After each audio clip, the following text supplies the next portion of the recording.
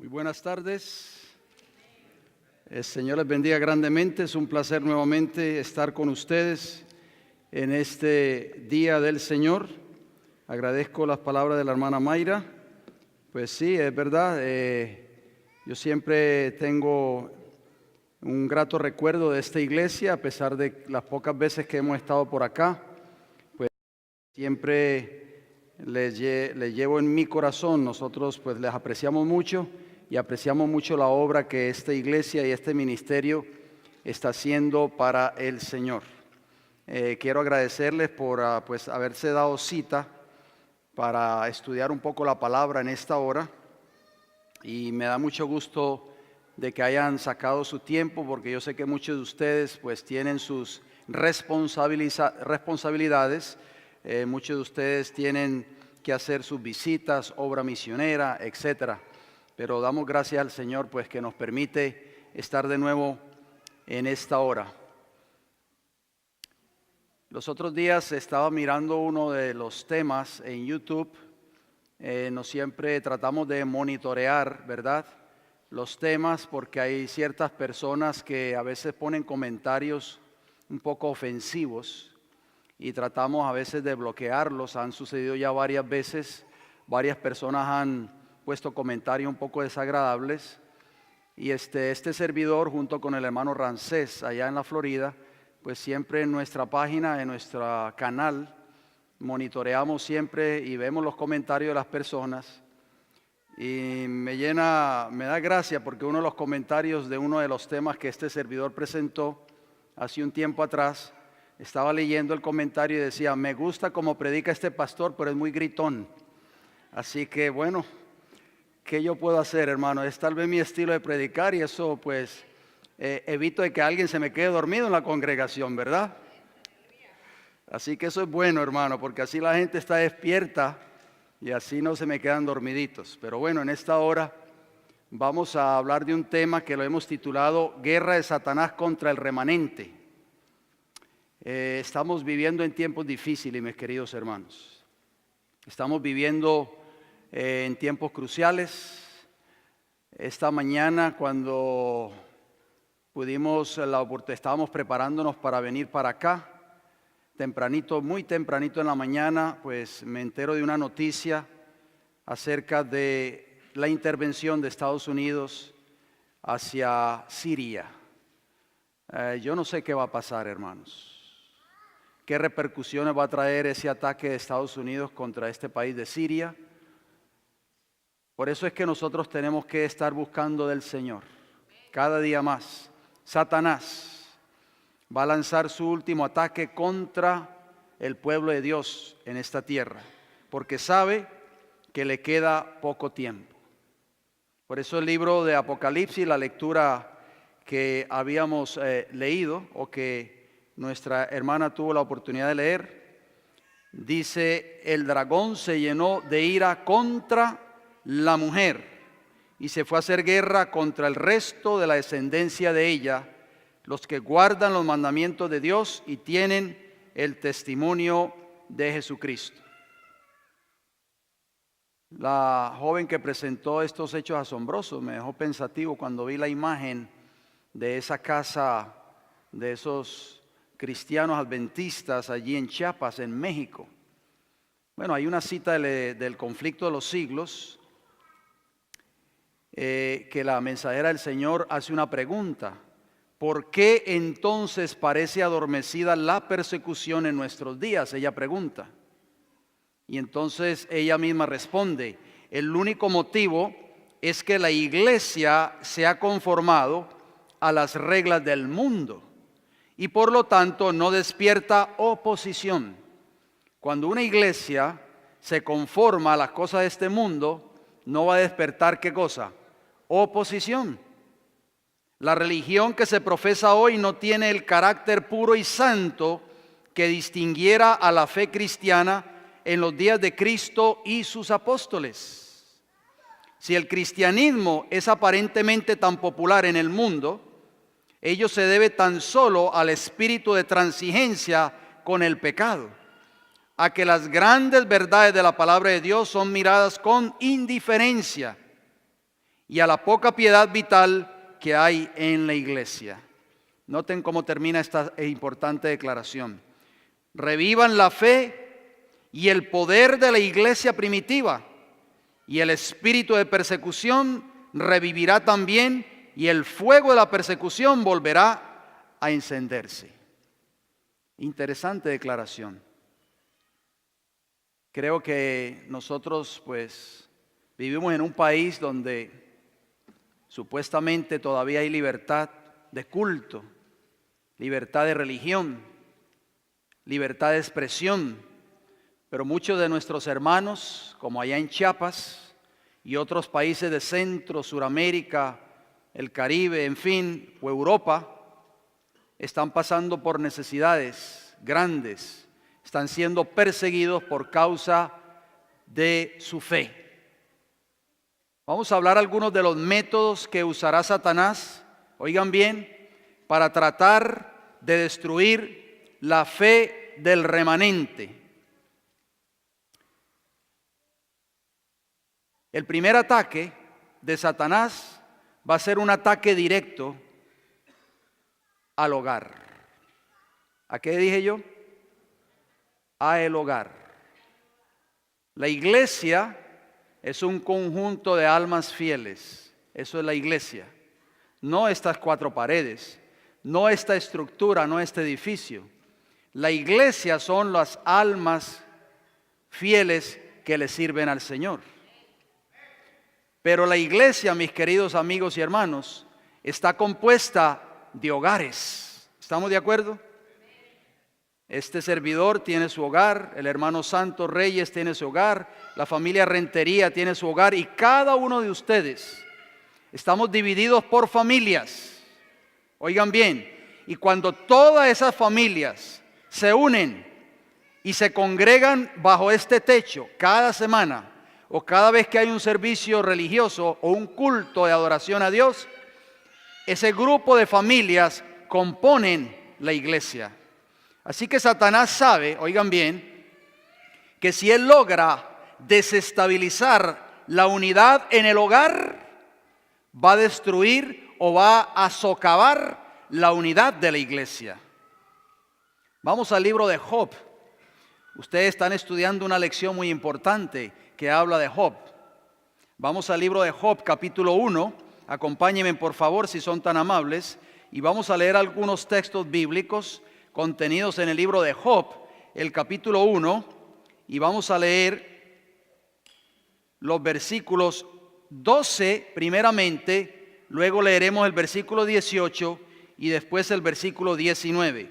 Job, capítulo 1, versículo 12. Dice, dijo Jehová a Satanás, he aquí todo lo que tiene está en tu mano, refiriéndose a Job, por supuesto, solamente no pongas tu mano sobre él.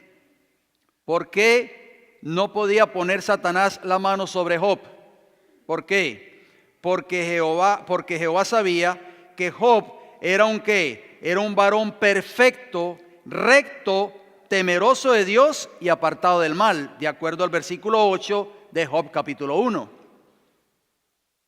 ¿Qué dice el versículo 18 de Job capítulo 1? Entre tanto que éste hablaba, o sea, el mensajero que le había llegado primero a darle las malas noticias de Job y de sus hijos, dice, entre tanto que éste hablaba, vino otro, o sea, otro mensajero, que dijo, tus hijos y tus hijas estaban comiendo y bebiendo vino en casa de su hermano, el primogénito. Versículo 19, y un gran viento vino del lado del desierto y azotó las cuatro esquinas de la casa, la cual cayó sobre los jóvenes y murieron. Y solamente escapé yo para darte la noticia. En estos textos que nosotros hemos leído muchas veces, ustedes los conocen, son muy familiares, ustedes también lo están analizando en la lección que están estudiando en estos días, podemos darnos cuenta de que Satanás quiso dañar a Job, y Job era un hombre fiel, como dice el versículo que acabamos de citar del capítulo 1 y el versículo 8. Era un varón perfecto, recto y temeroso de Dios. Cuando Dios le permitió a Satanás hacer la obra que él quería hacer en la vida de Job, Satanás arremetió prácticamente contra el hogar de Job, contra sus hijos, contra su familia prácticamente. En cierta ocasión, Josué, ustedes recuerdan, el sucesor de Moisés, dijo las siguientes palabras contenidas en Josué capítulo 24 y el versículo 15. Y si mal os parece servir a Jehová, escogeos hoy a quién sirváis, dijo Josué. Si a los dioses a quienes sirvieron vuestros padres cuando estuvieron al otro lado del río, o a los dioses de los amorreos en cuya presencia habitáis, pero yo y mi casa serviremos a Jehová. Cuando un hogar está consagrado a Dios, cuando una casa está consagrada a Jehová y está dispuesta a servir solo a Jehová, déjenme decirle, mis queridos amigos y hermanos, ese hogar será un blanco de ataque de Satanás. Porque Satanás odia, detesta los hogares que le sirven a Dios, que le sirven a Jehová. También un siervo de Dios, un patriarca que se llamó Abraham, era un hombre que amaba a Dios sobre todas las cosas. Estuvo dispuesto a sacrificar a su hijo, su único hijo, a Isaac, por obedecer a Jehová. Pero en Génesis capítulo 18 y el versículo 19 nos dice, porque yo sé, o sea Abraham, que mandará a sus hijos y a su casa después de sí, que guarden el camino de Jehová, haciendo justicia y juicio, para que haga venir Jehová sobre Abraham lo que ha hablado acerca de él. Jehová sabía que Abraham era un siervo fiel. El Señor sabía que Abraham después iba a mandar a sus hijos y a su casa después de sí que guardasen el camino de Jehová. Oh, cuántos padres hoy están sufriendo.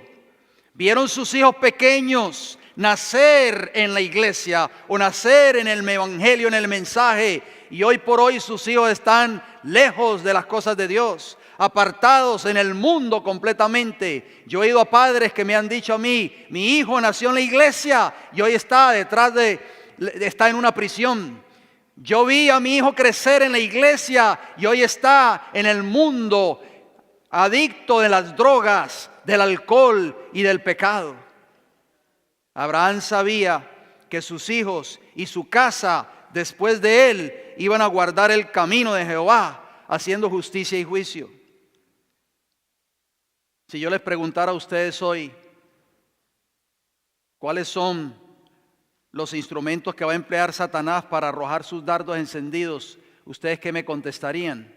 Ustedes dirán, tal vez mis compañeros de trabajo, tal vez las personas que están ahí afuera.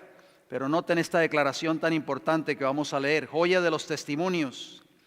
Tomo 1, página 107. Nos dice así: nuestros esfuerzos para resistir los ataques de Satanás deben ser fervientes y perseverantes.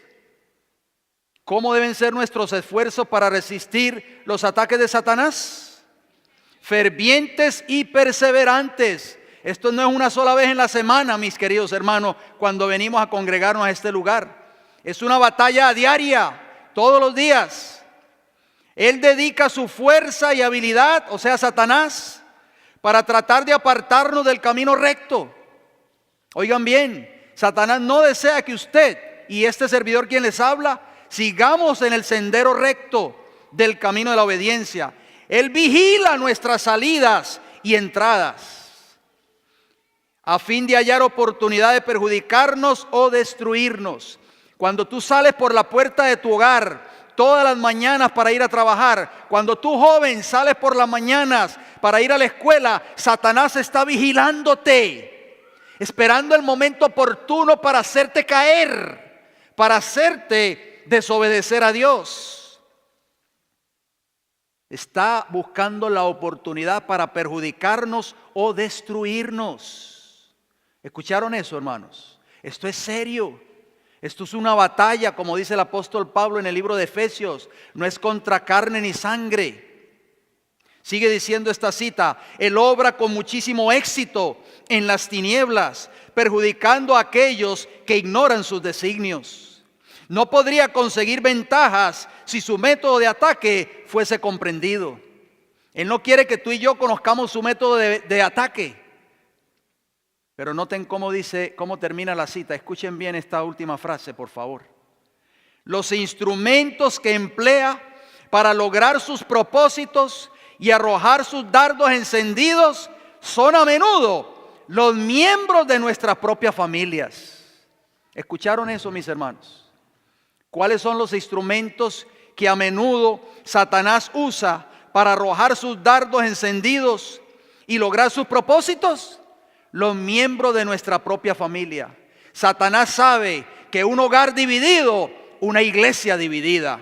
Satanás sabe de que un hogar destruido, una iglesia destruida. Satanás sabe que un hogar donde hay discordias, esas discordias van a venir a reflejarse dentro de la iglesia. La iglesia nunca va a lograr esa unidad verdadera mientras en el hogar no haya unidad. Mientras el esposo y la esposa no sean unidos, mientras los padres y los hijos no estén unidos, la iglesia nunca va a estar unida. Y es por eso que Satanás se propone socavar, hermanos, las bases del hogar. Y los instrumentos que él va a usar tristemente van a ser los miembros de nuestra propia familia. Entendamos bien eso, es el método que él usa para trabajar y lograr sus fines. Entonces ya estamos viendo los métodos que está usando Satanás. El número 1 es el hogar, ataque directo al hogar. Vamos a leer otra declaración más. En el libro del Hogar Cristiano, páginas 91 y página 92, nos dice lo siguiente: Satanás está siempre listo para obtener ventajas cuando se presenta cualquier divergencia, y al influir sobre los rasgos de carácter censurables hereditarios que haya en el esposo o la esposa, procurará aislar a quienes unieron sus intereses en un pacto solemne delante de Dios. Satanás sabe cómo es tu carácter y cómo es mi carácter. Y él va a atacarnos en esos puntos débiles, nuestros rasgos de carácter hereditarios que haya en el esposo o en la esposa. Por sus votos matrimoniales, o sea, el esposo y la esposa prometieron ser como uno solo, al convenir la esposa en amar y obedecer a su esposo, y en amarla a ella y protegerla. Escuchen bien las palabras del espíritu de profecía a través de esta cita. Si ambos obedecen a la ley de Dios, o sea, el esposo y la esposa, el demonio de la disensión se mantendrá alejado de la familia y no habrá divisiones de intereses, ni se permitirá el aislamiento alguno de los afectos. ¿El demonio de qué? De la disensión. ¿Hay disensión en nuestros hogares? Dice que si nosotros somos fieles al Señor, si el esposo y la esposa, si el padre y la madre y los hijos obedecen a Dios, obedecen su santa ley, el demonio de la disensión se mantendrá alejado de nuestros hogares. Ninguno de los dos debe tratar de dominar. Nosotros somos hijos de Dios, hemos nacido de nuevo. No debe existir el machismo en nuestros hogares, ni el feminismo. Nadie, ninguno de los dos debe dominar. El Señor ha presentado los principios que deben guiarnos. El esposo debe amar a su esposa como Cristo amó a la iglesia. La mujer debe respetar y amar a su marido. Ambos deben cultivar un espíritu de bondad y estar bien resueltos a nunca perjudicarse ni causarse pena el uno al otro. No tratéis de forzaros el uno al otro. Yo soy el hombre de esta casa. Aquí se hace lo que yo digo. No podéis obrar así y conservar vuestro amor recíproco. Las manifestaciones de la propia voluntad, oigan bien, las manifestaciones de mi propia voluntad destruyen la paz y la felicidad de la familia. Cuando yo quiero hacer en mi hogar, por ejemplo, lo que a mí me plazca, porque yo soy el hombre de la casa, esas manifestaciones de mi propia voluntad destruyen la paz y la felicidad de la familia. No dejéis penetrar el desacuerdo en vuestra vida conyugal. De lo contrario seréis desdichados ambos. Sed amables en vuestras palabras y bondadosos en vuestras acciones. Renunciad a vuestros deseos personales. Vigilad vuestras palabras. Tengamos mucho cuidado cuando hablamos con el esposo o la esposa, con nuestros hijos. Vigilad vuestras palabras, porque ellas ejercen una influencia considerable para bien o para mal. No permitáis que venga la dureza en vuestras voces, mas poned en vuestra vida el dulce perfume de la semejanza de Cristo. En nuestros hogares se oyen gritos de censura, se oyen riñas, discordias. Para que una iglesia sea semejante a Cristo Jesús, en nuestros hogares, dice aquí, debe reinar el dulce perfume de la semejanza de Cristo. A menudo venimos a nuestra iglesia enfadados, enojados. Un sábado saludamos a los hermanos con un fuerte abrazo y un apretón de manos. El sábado siguiente les pasamos por el lado y no los queremos ni saludar. ¿Por qué? Porque hemos tenido una pequeña discusión en el hogar antes de venir a la iglesia. Mis queridos hermanos, esto es serio. Por eso es que Satanás quiere destruir la iglesia, pero quiere destruirla socavando la armonía y la felicidad en nuestros hogares. ¿Qué otro método va a usar Satanás para tratar de destruir la fe del remanente? Nuestro carácter. Vamos al libro de Zacarías, si son tan amables, acompáñenme por favor, después del libro de Oseas, allí Daniel, Oseas, Zacarías, casi al final del Antiguo Testamento, Zacarías capítulo 3 y el versículo 1. Fíjense bien que esta es una de las armas más sutiles del enemigo. Zacarías capítulo 3, versículo 1, ustedes conocen esos textos. Dice, me mostró al sumo sacerdote Josué, el cual estaba delante del ángel de Jehová, y Satanás, ¿quién? Satanás estaba a su mano derecha, ¿para qué? Para acusarle. Satanás conoce tus defectos de carácter y mis defectos de carácter. ¿Sabías tú eso? Tú y yo podemos esconder nuestros defectos de carácter al pastor de la iglesia o tal vez a los líderes de la iglesia. Tu esposa sabe que tú le gritas en el hogar, sabe que la tratas mal, sabe que has intentado hasta levantar la mano en contra de ella. Pero cuando llegas aquí a la iglesia, tal vez eres una persona muy amable con los hermanos de la iglesia. Los hermanos te ven y dicen, qué buen hermano es fulano de tal. Pero Satanás sabe dónde tú o yo estamos fallando. Él conoce tus defectos o mis defectos, porque Él vigila constantemente tu vida o mi vida. Ya lo habíamos leído anteriormente. Y estará allí para acusarnos, pero noten lo que dice el conflicto de los siglos.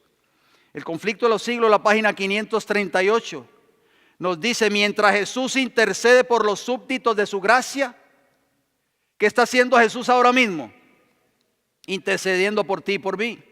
Satanás los acusa ante Dios como transgresores.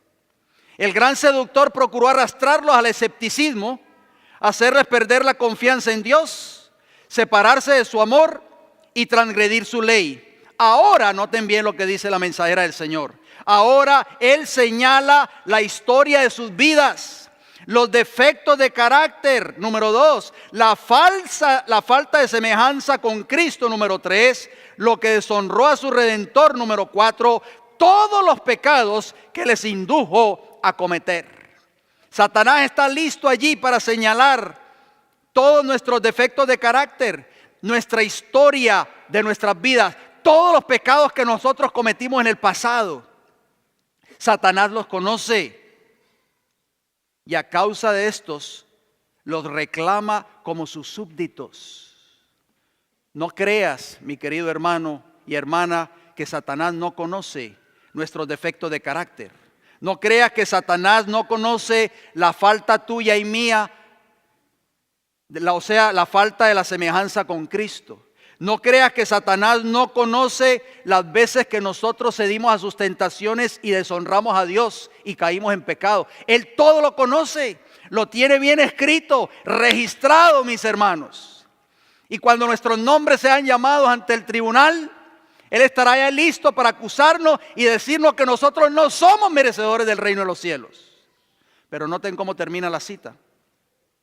Jesús no disculpa sus pecados, pero muestra su arrepentimiento y su fe.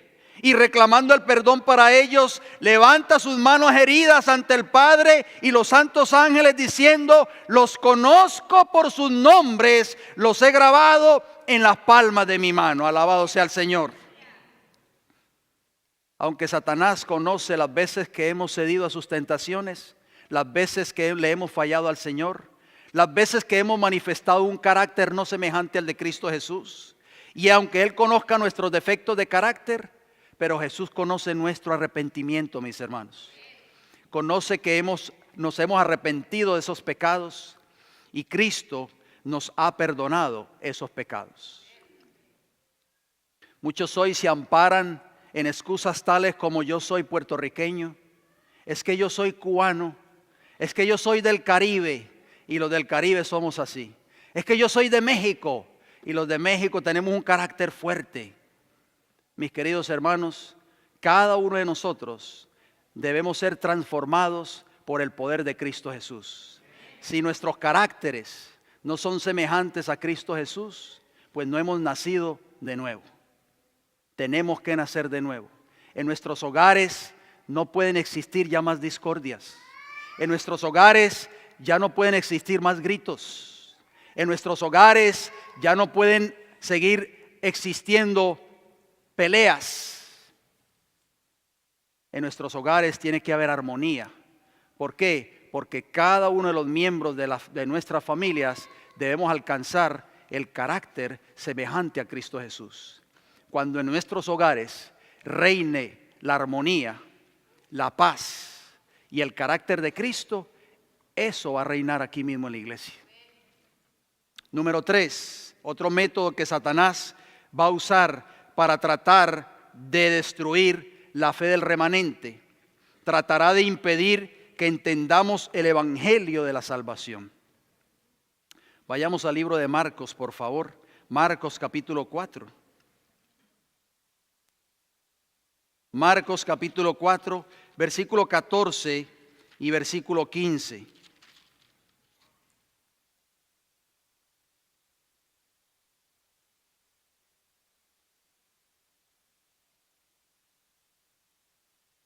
Dice así la palabra del Señor: el sembrador es el que siembra la palabra. ¿Quién es el sembrador? Jesús. El sembrador salió a sembrar, dice Mateo capítulo 13, versículo 1. Y dice el versículo 15: y estos son los de junto al camino, en quienes se siembra la palabra, o sea, el evangelio, pero después que la oyen, enseguida viene Satanás y quita la palabra que se sembró en sus corazones. La semilla sembrada a la vera del camino representa la palabra de Dios cuando cae en el corazón de un oyente desatento. Semejante al camino muy trillado, pisoteado por los pies de los hombres y las bestias, es el corazón que llega a transformarse en un camino para el tránsito del mundo, sus placeres y sus pecados. Absorta, o sea, esa alma, en propósitos egoístas y pecaminosas complacencias, el alma está endurecida con engaño de pecado. Las facultades espirituales se paralizan.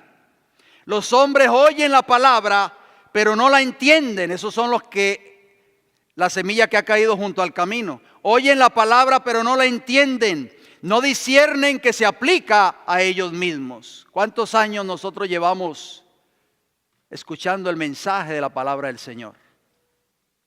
¿Ha hecho un cambio en nuestras vidas? ¿Ha transformado nuestros caracteres?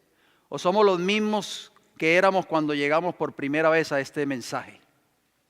Si todavía somos los mismos, quiere decir que la semilla que cayó en nuestros corazones, tristemente, el enemigo vino y quitó la semilla que fue sembrada, porque estamos viendo aquí que no hemos entendido todavía este evangelio. Los hombres oyen la palabra, pero no la entienden, no disciernen que se aplica a ellos mismos, no se dan cuenta de sus necesidades y peligros, no perciben el amor de Cristo y pasan por alto el mensaje de su gracia como si fuera algo que no concerniese. Como los pájaros están listos para sacar la semilla de junto al camino, Satanás está listo para quitar del alma las semillas de la verdad divina. Él teme, oigan bien, que la palabra de Dios despierte al descuidado y produzca efecto en el corazón endurecido. Satanás no quiere que esa semilla del evangelio produzca frutos en nuestras vidas, en nuestros corazones. Satanás y sus ángeles se encuentran en las reuniones donde se predica el evangelio. ¿Qué acabo de leer, mis queridos hermanos? ¿Ustedes creen que Satanás se queda allí afuera cuando ustedes y yo nos congregamos en este lugar?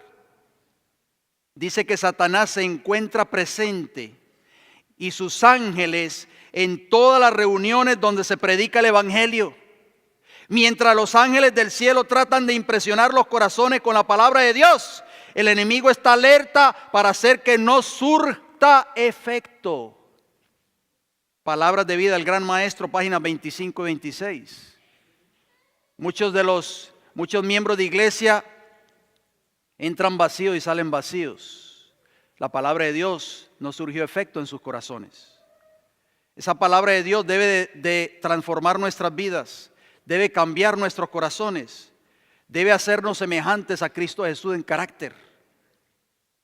También Satanás, número 4, desea controlar nuestra mente. Oigan bien, nuestros pensamientos y nuestras decisiones. ¿Qué desea hacer Satanás? Controlar nuestra mente, número 1, nuestro pensamiento, número 2, y nuestras decisiones. ¿De qué manera? Vamos al libro de Lucas, capítulo 22. Por favor, si son tan amables, Lucas, capítulo 22. Y vamos a leer los versículos del 1 al 6.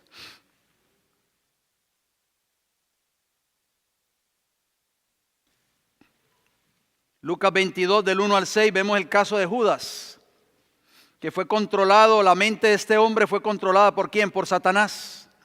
Lucas 22 dice, estaba cerca la fiesta de los panes sin levadura, dice el versículo 1, que se llamaba la Pascua. Y los principales sacerdotes y los escribas buscaban cómo matarle, o sea, cómo matar a Jesús, porque temían al pueblo. Versículo 3, y entró Satanás ¿en quién? En Judas, por sobrenombre Iscariote, el cual era uno del número de los 12. Versículo 4 nos dice Lucas 22, y este fue y habló con los principales sacerdotes y con los jefes de la guardia de cómo se lo entregaría. Ellos se alegraron y convinieron en darle dinero. Y el versículo 6 dice, y él se comprometió y buscaba una oportunidad para entregárselo a espaldas del pueblo. Satanás, nosotros sabemos, controló la mente y el corazón y los pensamientos y aún las decisiones de Judas Iscariote. Y eso es lo que Satanás tratará de hacer con ustedes que me escuchan en esta hora y este servidor quien les habla. Pero los métodos que él va a usar para tratar de controlar nuestras mentes, oigan bien, tratar de controlarlas, es el sentimiento de culpa o culpabilidad, número 1. El salmista David en el Salmo 48 dijo lo siguiente, en paz me acostaré y asimismo dormiré porque solo tú, Jehová, me haces vivir confiado. ¿Tienes tú o tengo yo un sentimiento de culpa o culpabilidad? Es el método que Satanás va a tratar de usar para controlar tu mente, desconfianza en Dios, algún pecado que nosotros hayamos cometido, algo que haya causado la deshonra a Dios. David, cuando se acostaba por las noches, cuando colocaba su cabeza sobre su almohada, se acostaba en paz y dormía en paz, porque sabía que Jehová lo hacía sentir confiado. Cuando nosotros vamos a nuestras camas cada noche, cuando vamos a descansar, nos acostamos tranquilamente, nos acostamos en paz, o hay en nuestros corazones sentimiento de culpa. Tal vez ofendí a mi esposa, o ofendí a mi esposo, o a mis hijos, o a algún hermano de la iglesia. Satanás va a querer controlar nuestra mente de esa manera. Sentimiento de culpa o culpabilidad, o algo que nosotros hayamos cometido en el pasado. Mi querido hermano y amigo, si nosotros no aprendemos a confiar en las promesas del Señor, siempre vamos a tener sentimientos de culpa por algo que nosotros hayamos cometido en el pasado, por algún pecado que hayamos deshonrado a Dios. Satanás siempre nos va a traer a nuestra memoria, oigan bien, los pecados que nosotros cometimos en el pasado, las veces que deshonramos a Dios. Él los va a traer constantemente, y si nosotros no hemos confiado de que Jehová ha perdonado ese pecado y que lo ha borrado, nosotros no vamos a tener paz en nuestros corazones. Por eso tenemos que confiar en Jesús, en sus promesas. Por eso tenemos que ir. La sierva del Señor nos dice a nosotros, ella tiene un comentario en la Biblia de estudio de Primera de Juan capítulo 1 versículo 9. Ella dice que esta es el arma más poderosa para nosotros contrarrestar los ataques de Satanás cuando venga y nos diga a nosotros que aún nuestros pecados todavía no han sido perdonados. Si confesamos nuestros pecados, dice el Señor, Él es fiel y justo para perdonar nuestros pecados y limpiarnos de toda maldad. Nosotros tenemos que aprender a confiar de que Jesús nos ha perdonado nuestros pecados. Número 2. Pecados no confesados. Esto es bien importante. Proverbio 28:13, nosotros lo hemos leído muchas veces. Dice: el que encubre sus pecados no prosperará, mas el que los confiesa y se aparta alcanzará, ¿qué cosa? Misericordia. Si tú tienes un pecado no confesado, ¿qué estás esperando para ir a los pies de Jesús? Mientras tú tengas un pecado no confesado, nunca tendrás paz. Satanás va a querer controlar tu mente, tus pensamientos, tus decisiones. Hay muchas personas que tienen pecados escondidos. Hermano, esto es grave. Tenemos que confesar ese pecado. No podemos seguir viviendo en pecado y deshonrando a Dios. Muchos están viviendo una doble vida prácticamente en la iglesia. El esposo o la esposa no saben lo que su cónyuge está haciendo. Los hijos tampoco. El ministro o los líderes de la iglesia tampoco lo saben. Solo Jehová y Satanás, por supuesto, y esa persona que está cometiendo ese pecado. El Señor te hace un llamado, si este fuera el caso nuestro en esta tarde. El Señor te hace un llamado para que vayas a Él hoy y confieses tu pecado o mi pecado. Confiésalo ante el Señor. El Señor ha prometido perdonarte tu pecado. Dice: el que encubre su pecado, el encubrir es tapar, cubrir. El que encubre su pecado no prosperará. No tendrás paz en tu corazón, no habrá paz en tu hogar, no habrá armonía en tu hogar mientras tengas un pecado no confesado. Pero el que lo confiesa y se aparta alcanzará misericordia. Número 3. Otro método que usará Satanás para tratar de querer controlar tu mente o mi mente, es pecados o errores que cometimos en el pasado. Oigan bien, que aunque los confesamos a Dios, no hemos creído aún que Dios los ha perdonado. Conozco de muchas personas que viven en el pasado. No han podido perdonar a alguien que les hizo daño. No han podido perdonar a un padre o a una madre que los trató mal cuando eran pequeños. No han podido perdonar a un hermano o a una hermana que los ofendió, o a alguien que les hizo un daño. La persona que no aprende a perdonar es una persona que no es feliz. La persona o el cristiano que vive constantemente pensando en el pasado, en cómo lo trató el padre cuando era un niño, o cómo lo trató la madre cuando era niño, o cómo lo trataron cuando era pequeño, esa persona nunca va a ser feliz. Tenemos que aprender a olvidar, hermanos. Por eso tenemos que ir a 1 Juan 1:9, como acabamos de leer, confesar nuestros pecados, confesarlos, porque Él está dispuesto a perdonarnos y a limpiarnos de toda nuestra maldad. Satanás sabe y conoce todas esas cosas y nosotros nunca vamos a poder ser felices si todavía albergamos en nuestros corazones resentimientos. Oigan bien, resentimientos, odio o amargura hacia alguien que nos ha hecho daño. Noten lo que dice el libro Mente, Carácter y Personalidad, el tomo 1, las páginas 13 y 14. Dice: Satanás controla toda mente que no se halla en forma decidida bajo el gobierno del Espíritu de Dios. Si nuestras mentes no están bajo el Espíritu de Jehová, Satanás la controla. Nadie se lisonjee pensando que los pecados acariciados por un tiempo pueden ser fácilmente abandonados en algún momento futuro. Esto no es así. Todo pecado acariciado, oigan bien, debilita el carácter y fortalece el hábito. Y el resultado es una depravación física, mental y moral. Ustedes pueden arrepentirse del mal que han hecho y encaminar sus pies por senderos rectos, pero el amoldamiento de su mente y su familiaridad con el mal les harán difícil distinguir entre lo correcto y lo erróneo. Mediante los malos hábitos que ustedes han formado, Satanás los asaltará repetidas veces. ¿Qué hábitos tenemos nosotros? ¿Qué malos hábitos hemos prácticamente nosotros sembrado? Satanás constantemente nos va a atacar sin misericordia. Por eso en esta tarde nosotros no podemos irnos de este lugar sin pedirle al Señor que nos dé la victoria absoluta sobre todos nuestros pecados, para que podamos ser libres. Jesús dijo: y conoceréis la verdad, y la verdad os hará libres. Número 4, oigan bien, el albergar resentimientos, rencor, odio, rabia por algún agravio que nos hayan hecho en el pasado. Si queremos experimentar esa paz verdadera, debemos pedirle a Dios que nos ayude a olvidar y perdonar.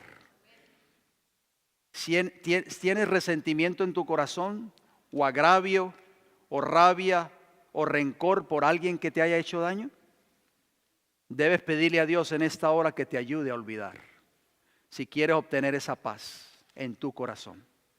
El apóstol Pablo dijo en Filipenses 3:13, ustedes conocen ese texto: hermanos, yo mismo no pretendo haberlo ya alcanzado, pero una cosa hago, olvidando ciertamente lo que queda atrás y extendiéndome a lo que está delante. Tenemos que olvidar el pasado. Tenemos que olvidar todos los agravios que tal vez alguien nos haya podido hacer. Jesús dijo en Mateo capítulo 6, versículos 14 y 15, porque si perdonáis a los hombres sus ofensas, os perdonará también a vosotros vuestro Padre Celestial. Mas si no perdonáis a los hombres sus ofensas, tampoco vuestro Padre perdonará vuestras ofensas. No podemos ya seguir albergando rencor en nuestros corazones, hermanos. No podemos seguir albergando resentimientos.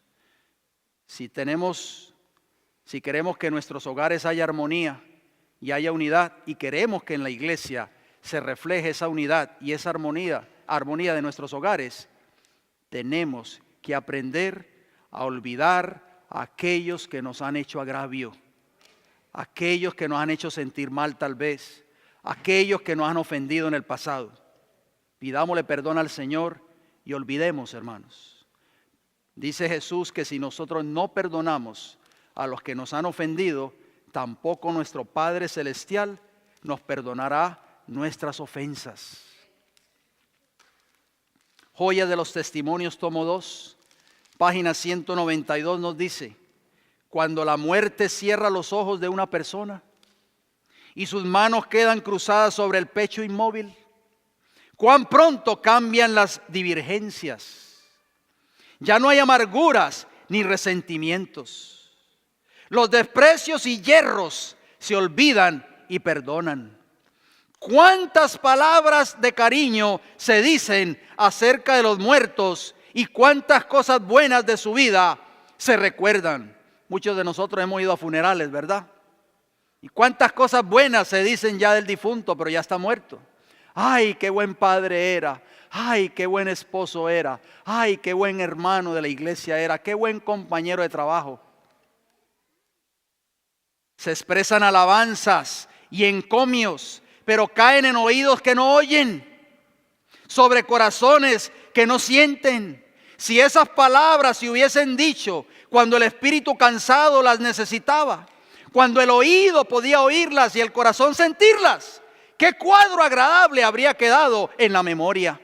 ¿Cuántos mientras están de pie, embargados por la reverencia frente al silencio de la muerte, recuerdan con vergüenza y con pesar las palabras y los actos que infundieron tristeza al corazón que está paralizado ahora para siempre? A veces vamos a un funeral y nosotros ya no podemos ya prácticamente hacer nada porque ofendimos a esa persona cuando estaba en vida y no tuvimos la oportunidad de acercarnos a ella y pedirle perdón. Pero ahora ya es demasiado tarde.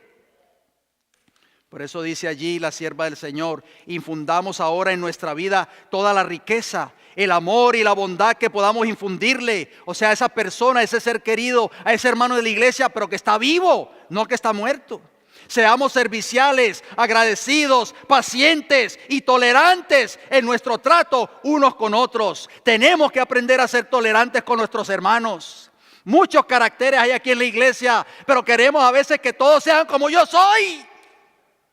Tenemos que ser tolerantes los unos con los otros, pacientes, amables con ellos. Dice, mientras viven aún nuestros hermanos, expresémosles en nuestro trato diario los sentimientos que suelen expresar al lado de los moribundos y los muertos.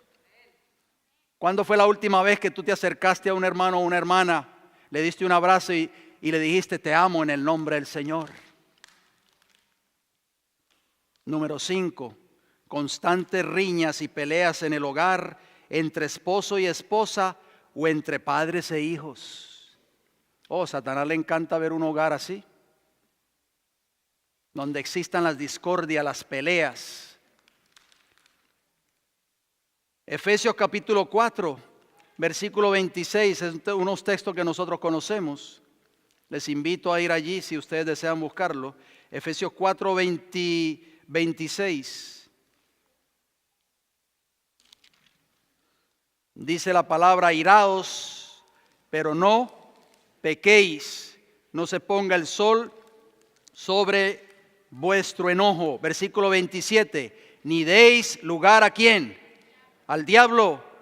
Versículo 31 de Efesios 4, noten cómo dice: quítese de vosotros toda amargura, enojo, ira, gritería y maledicencia y toda malicia. Esto no puede reinar en un hogar que le sirve a Dios.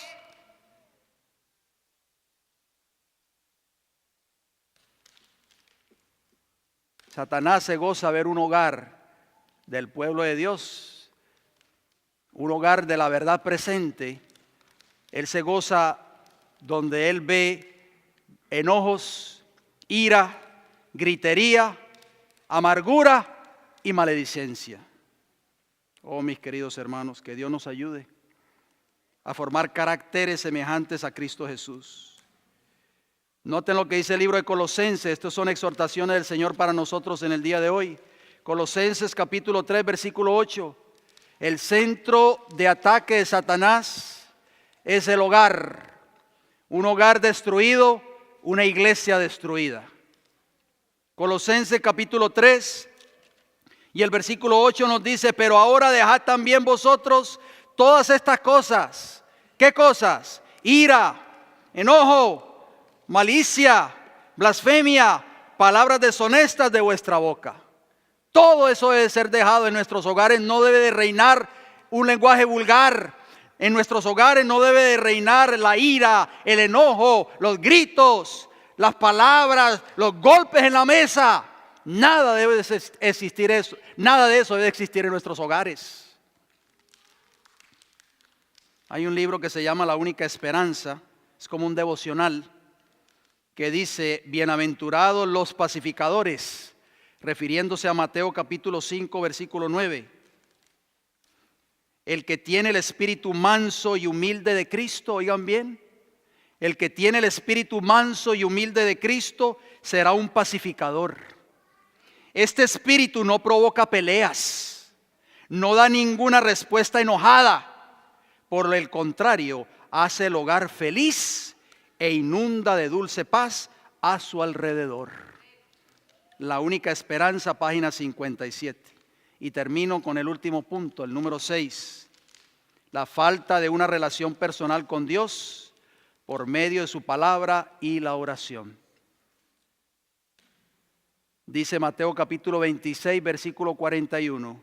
Velad y orad para que no entréis en tentación. El espíritu a la verdad está dispuesto, pero la carne es débil. En nuestros hogares no puede faltar el culto matutino o vespertino. A veces el sistema en que nos ha tocado vivir, sobre todo en este país de Norteamérica, nos ha llevado a depender del sistema, y el sistema nos lleva a salir corriendo por la puerta a las 4 o 5 de la mañana para nuestros trabajos, y no hay culto matutino y tampoco hay culto vespertino. Y el hogar sigue creciendo, sin Dios, sin oración y sin la palabra del Señor. Quiera Dios, mis queridos hermanos, que nuestros hogares sean hogares donde se honre a Dios. Recordemos las palabras de Josué que leímos al principio. ¿Se recuerdan? Josué dijo en capítulo 24, versículo 15: pero yo y mi casa serviremos a Jehová.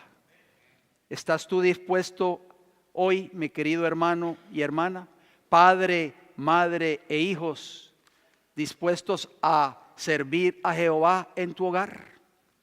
Quiera el Señor que nosotros podamos hacer de nuestros hogares un lugar donde la presencia de Dios sea constante, donde los ángeles de Jehová se deleiten en morar, y donde el Espíritu de Dios gobierne nuestras vidas y nuestros caracteres.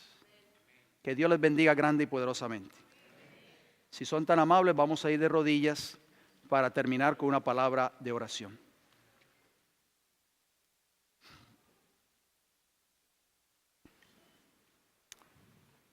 Señor Jesús, reconocemos que le hemos deshonrado, Padre Celestial.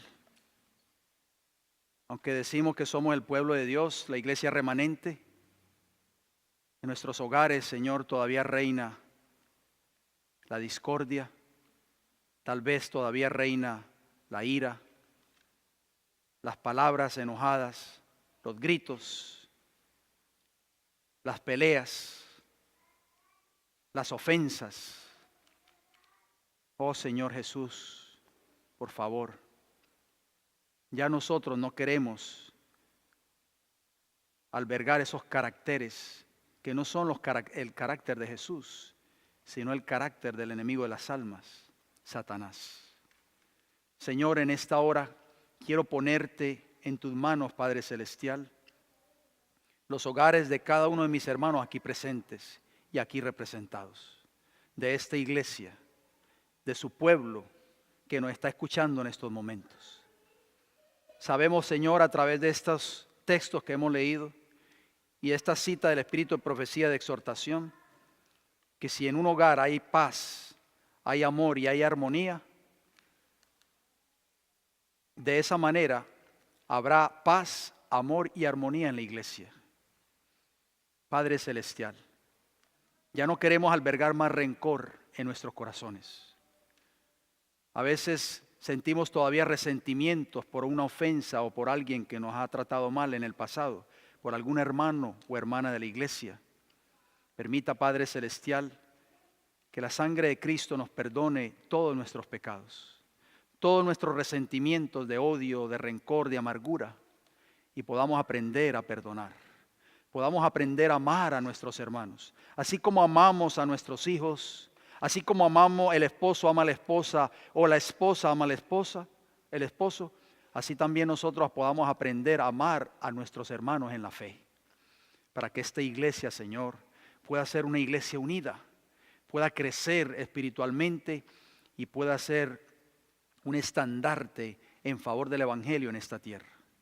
Padre Celestial, quiero pedir una bendición muy especial por este ministerio, Señor, por el pastor Orlando, su esposa, sus hijas, por cada uno de los dirigentes de este ministerio, por los líderes de departamentos, en fin, por cada uno de los hermanos miembros de esta iglesia y también por su pueblo que nos está escuchando en estos momentos, por nuestros hogares, Señor. Si en nuestros hogares en el pasado ha reinado, Señor, la discordia, ha reinado la falta de un carácter semejante al de Cristo, le suplicamos por favor de que usted nos ayude a vivir una vida semejante a la de Cristo Jesús. Queremos nacer de nuevo, Señor. Queremos ser transformados. No podemos seguir viniendo a la iglesia cada semana o cada sábado por años y años y años y todavía seguir albergando defectos de carácter que no hemos dejado. El enemigo de las almas los conoce, Señor. Y Él seguirá talando y talando esos defectos de carácter hasta que nosotros cedamos y caigamos. Pero Padre, no permita que eso suceda en nuestras vidas. Danos la victoria en el nombre de Cristo Jesús en esta tarde, para que podamos remediar esos defectos de carácter, Señor, y podamos ser criaturas nuevas en Cristo Jesús. Que podamos reflejar el carácter de Cristo, no solo en la iglesia, también en nuestros hogares, en nuestros lugares de trabajo, en la escuela, los jóvenes, por ejemplo, o en los lugares donde quiera que nosotros vamos. Que las personas cuando nos vean en nosotros el carácter de Jesús en nuestras vidas. Gracias por escucharnos. Se lo pedimos y se lo agradecemos todo y le damos las gracias en el nombre de Jesús. Amén, Señor.